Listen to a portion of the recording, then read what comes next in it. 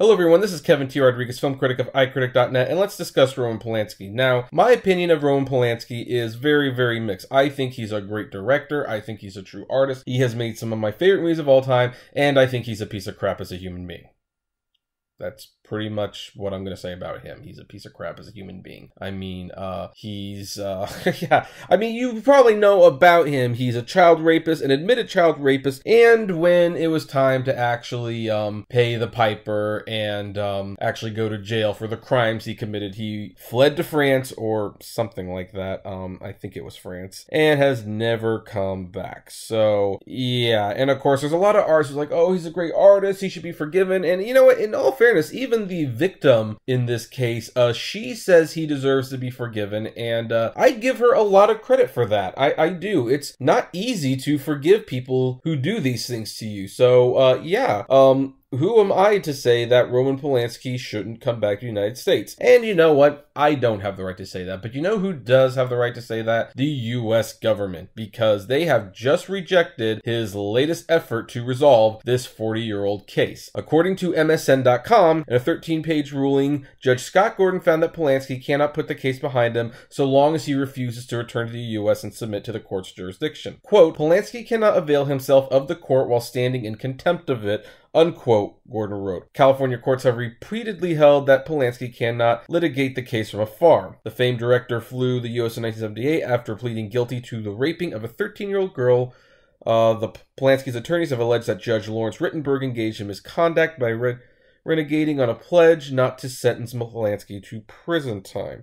Polanski is a citizen of France, is not subject to extradition there. So, okay, it was France. So here's the interesting thing. Polanski has not been to the U.S. in 40 years. I mean, that is a long, long time. I mean, and I have to say, it is interesting because I am definitely, I don't know, I have never been told I can never go back somewhere. And I know that would bother me. Maybe not because I would necessarily want to go back, but because, yeah, just the fact that you're told you can't, that just, it bothers you. And he fled to the U.S. Originally, he was like a concentration camp prisoner in World War II, and America was the land of opportunity, and America was very good to him. Now, of course, then he raped the girl, and admittingly, I have to, you know, be honest, if you've seen the movie Polanski Wanted and Desired, you will know that the trial that Roman Polanski was part of was not fair, and also, it was pretty much rigged to a certain extent, and, you know, it was put on for show.